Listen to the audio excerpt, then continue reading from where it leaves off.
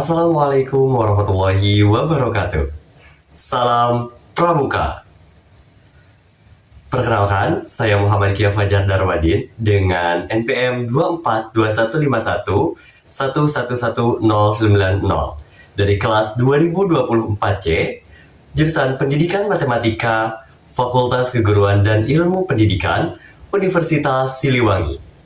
Di sini, saya akan menjawab soal UTS dari mata kuliah Kepramukaan dengan dosen pengampu Bapak Dr. Andes Dedi Nurjamil, Magister Pendidikan.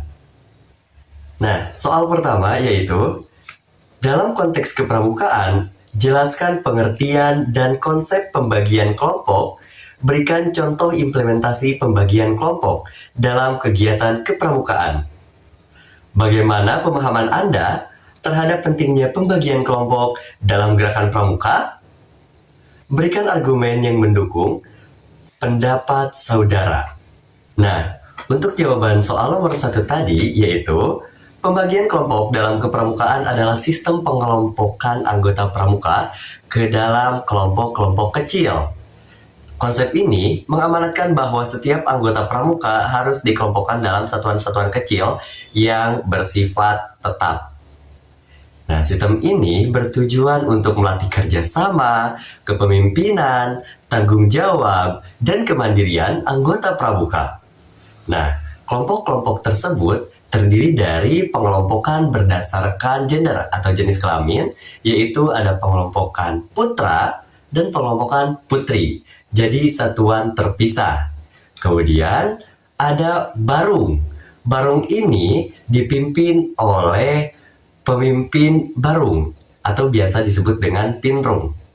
Nah, beberapa barung ini jika disatukan maka membentuk perindukan siaga. Jadi barung ini terdapat pada tingkatan pramuka siaga.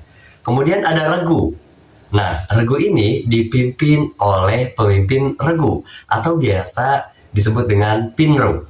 Nah, gabungan dari regu ini akan menjadi pasukan penggalang. Nah, kemudian ada sangga. Nah, sangga ini dipimpin oleh pemimpin sangga atau yang biasa disebut dengan pinsa. Nah, gabungan-gabungan dari sangga ini akan membentuk ambalan penegak. Jadi, sangga ini ada di tingkat pramuka penegak.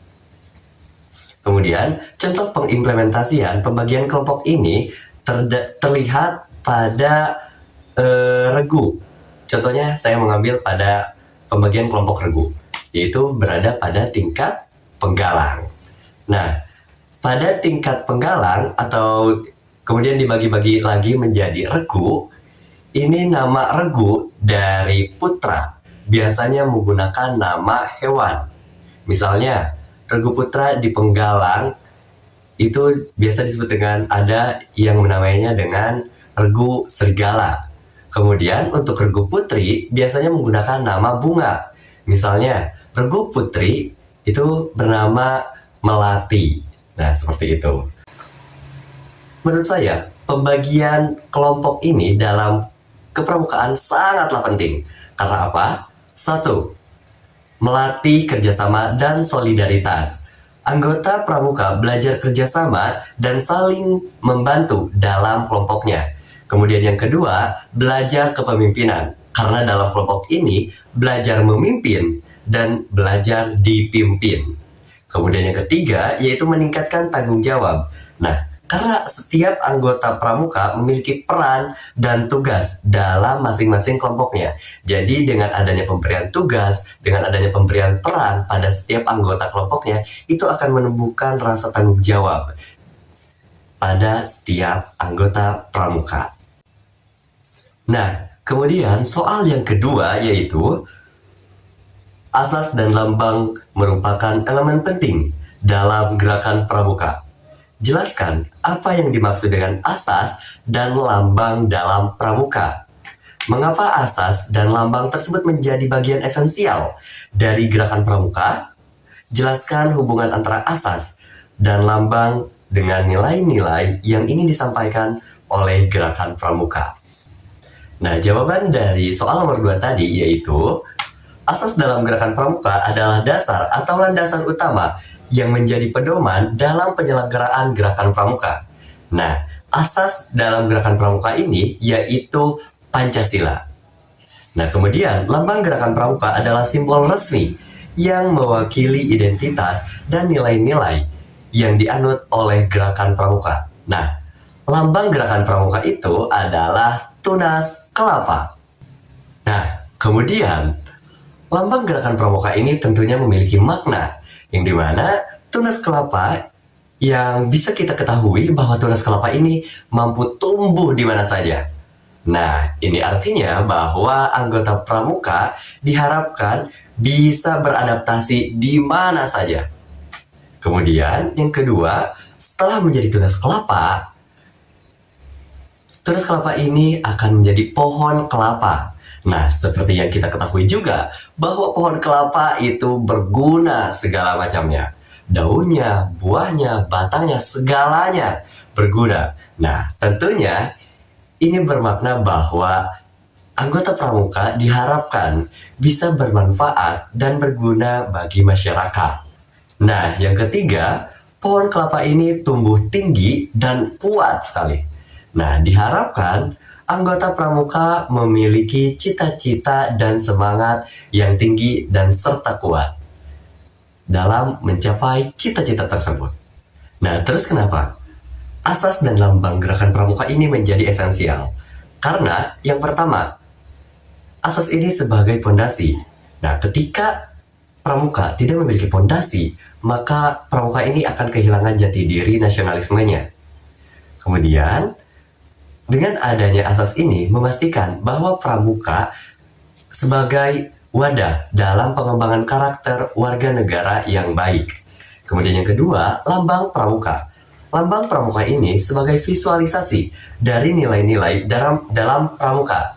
Jadi, setiap melihat lambang pramuka, anggota pramuka diingatkan dengan nilai-nilai yang ingin disampaikan dalam pramuka. Nah, kemudian asas dan lambang gerakan pramuka ini memiliki hubungan yang erat sekali dengan nilai-nilai yang ingin ditanamkan dalam gerakan pramuka. Karena asas ini, yang dimana asas ini merupakan Pancasila, menjadi nilai moral yang harus diwujudkan dalam perilaku anggota pramuka. Kemudian lambang menggambarkan atau memvisualisasikan nilai-nilai atau apa saja yang diharapkan dari anggota pramuka. Nah, nilai-nilai tersebut kemudian dipraktikkan dalam kehidupan yang tercantum dalam Dasadharma dan Trisatya. Nah, kemudian soal yang ketiga yaitu fungsi dan peranan kepramukaan dalam pendidikan bangsa memiliki dampak yang signifikan. Jelaskan apa saja fungsi dan peranan kepramukaan dalam proses pendidikan bangsa. Berikan argumen dan saran mengenai bagaimana meningkatkan peran kepramukaan dalam pendidikan di era digital saat ini. Nah, jawaban dari soal nomor 3 tadi yaitu fungsi kepramukaan. Yang pertama, sebagai wadah pendidikan karakter. Nah, sebagai jalur pendidikan non-formal yang berfungsi untuk melengkapi pendidikan formal. Kemudian yang kedua, sebagai sarana pengembangan diri. Nah, karena pramuka ini memberikan pengalaman di luar sekolah atau di luar kelas yang tidak diberikan di dalam kelas. Kemudian yang kedua, sebagai pengabdian masyarakat. Nah, ini karena biasanya kegiatan-kegiatan pramuka ini biasanya pengabdian kepada masyarakat yang bertujuan untuk menumbuhkan rasa sosial.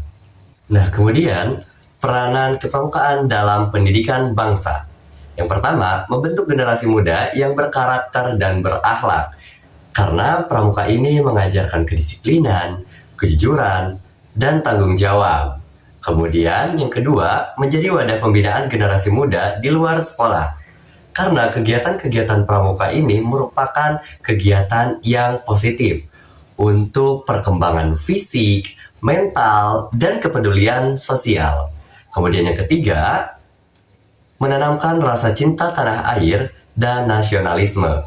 Nah, ini tuh tercermin, terlihat juga dalam kegiatan seperti upacara, perkemahan, dan kegiatan kebangsaan lainnya. Maka dari itu, pramuka ini menanamkan semangat persatuan dan cinta tanah air. Nah, kepramukaan sangatlah penting dalam pendidikan bangsa karena tidak semua nilai karakter dapat diajarkan secara langsung dalam pendidikan di kelas atau dalam pembelajaran di kelas. Nah, oleh karena itu, kepramukaan memberikan pengalaman belajar langsung atau yang biasa dikenal dengan learning by doing. Sehingga tidak hanya memahami teori saja, tapi langsung mempraktikkan teori yang sudah didapat. Nah, kemudian selain itu, pada zaman digital saat ini, generasi muda membutuhkan kegiatan yang membentuk ketahanan mental, kemandirian, kerjasama, dan kepemimpinan tentunya. Dan hal-hal itu bisa didapatkan dengan mengikuti kegiatan kepramukaan. Nah, kemudian ada saran nih. Saran untuk meningkatkan peran kepramukaan di era digital, yaitu mengembangkan konten kepramukaan di media sosial. Nah, dengan kita mengadakan atau membuat sebuah konten yang nantinya diunggah atau diupload di media sosial, misalnya Instagram atau lainnya, itu dapat berdampak sekali kepada masyarakat luar, kepada orang-orang yang di luaran sana yang bisa jadi itu yang menontonnya itu bukan sebagai anggota pramuka secara langsung ataupun yang memang sudah mengikuti pramuka. Nah, dengan adanya konten ini bisa menerapkan, bisa menyebarkan, bisa memberitahu akan prinsip-prinsip kepramukaan di zaman digital saat ini. Kemudian soal nomor 4 nih, yaitu prinsip dasar kepramukaan, metode kepramukaan, dan sistem AMONG merupakan fondasi utama dalam gerakan pramuka. Jelaskan secara detail mengenai prinsip dasar, metode, dan sistem AMONG kepramukaan. Berikan argumen dan saran terkait pentingnya memahami dan mengimplementasikan prinsip-prinsip tersebut dalam kegiatan pramuka. Nah, untuk menjawab soal nomor 4 tadi, ada beberapa pembahasan nih. Yang pertama, mengenai prinsip dasar kepramukaan. Nah, apa itu prinsip dasar kepramukaan? Prinsip dasar kepramukaan adalah nilai-nilai fundamental yang menjadi landasan dalam pelaksanaan kegiatan atau pendidikan kepramukaan. Nah, apa saja prinsip dasar kepramukaan ini? Yang pertama, iman dan takwa kepada Tuhan Yang Maha Esa, yang dapat terlihat, tercermin ketika seseorang itu bersikap religius dan toleransi. Kemudian yang kedua, peduli terhadap bangsa dan tanah air, sesama manusia, dan alam. Nah, seperti persatuan, menghargai sesama, dan menjaga kelestarian alam. Kemudian yang ketiga, peduli terhadap diri sendiri. Misalnya, melatih diri sendiri untuk bersikap disiplin, tanggung jawab, dan mengembangkan potensi diri. Dan yang keempat, yaitu taat pada kode kehormatan pramuka. Nah, apa saja kode kehormatan pramuka? Yaitu Satya dan Dharma. Nah, kemudian metode kepramukaan. Nah, metode kepramukaan adalah cara atau pendekatan yang dilakukan dalam proses pendidikan kepramukaan supaya berjalan dengan efektif. Nah, yang pertama yaitu belajar sambil melakukan. Misalnya, pelatih pramuka ini akan memberikan materi terkait simpul. Nah, tentunya ketika akan memberikan materi atau pemahaman terkait simpul ini, pelatih langsung menjelaskan bahwa cara membuat simpul itu seperti ini, fungsi dari simpul ini seperti ini. Nah, jadi seperti itu. Dan saat itu juga anggota pramuka yang lainnya yang sedang belajar langsung mempraktikannya. Kemudian yang kedua, sistem berkelompok kecil. Seperti tadi adanya barung, kemudian ada regu, dan sangga. Kemudian, kegiatan di alam terbuka. Nah, ini mengajarkan dan mendidik supaya anggota pramuka mandiri, berani, tanggung jawab, dan cinta alam. Kemudian, yang keempat, sistem tanda kecakapan. Nah, ini merupakan suatu penghargaan kepada anggota pramuka seperti mendapatkan TKU, nah, atau tanda kecakapan umum seperti mendapatkan bantara atau laksana. Nah, kemudian ada TKK. Nah, TKK ini tanda kecakapan khusus seperti menjahit dan lain-lain. Kemudian, kegiatan yang menantang dan menyenangkan. Nah, ini memiliki alasan tentunya supaya anggota pramuka menjadi termotivasi untuk belajar dan berkembang. Nah, selanjutnya yaitu sistem Among. Apa itu sistem Among? Sistem Among adalah sistem pendidikan yang digunakan dalam kepramukaan yang menekankan pada pendampingan, pembinaan, dan pemberian kebebasan yang bertanggung jawab kepada anggota pramuka.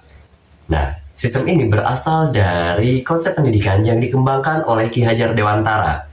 3 prinsip utama yaitu 1. Ingarso sung tulodo. Artinya, di depan memberi tauladan.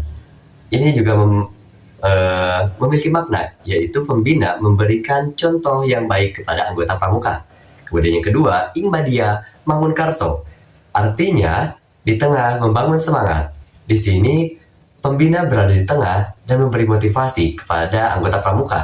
Kemudian, yang ketiga yaitu tuturi handayani. Artinya, di belakang memberi dorongan. Yang memiliki makna juga bahwa pembina pramuka memberi kesempatan kepada anggota pramukanya untuk belajar mandiri. Nah, kemudian pentingnya memahami dan mengimplementasikan prinsip-prinsip tersebut. Jika ditanya penting enggak, pasti jawabannya sangat penting. Nah, kenapa? Karena prinsip-prinsip tersebut sebagai pondasi utama dalam pelaksanaan kepramukaan. Nah, alasannya apa? Alasannya yang pertama, menjamin kegiatan pramuka tetap sesuai dengan tujuan pendidikan karakter. Yang kedua, membantu pembina dalam mengelola kegiatan secara efektif. Yang ketiga, mendorong perkembangan karakter anggota pramuka.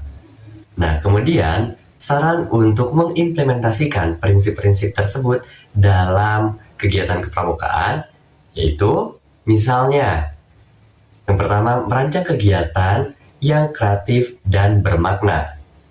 Ini sangat berpengaruh kepada anggota pramuka karena anggota pramuka akan belajar secara langsung dan tentunya akan mendalami apa yang disampaikan oleh pelatih atau pembina pramukanya. Kemudian, yang kedua, memberikan kesempatan kepada anggota pramuka untuk berinisiatif dan mandiri.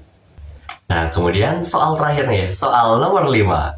Soalnya yaitu, organisasi gerakan pramuka memiliki struktur dan regulasi tertentu yang mengatur jalannya kegiatan.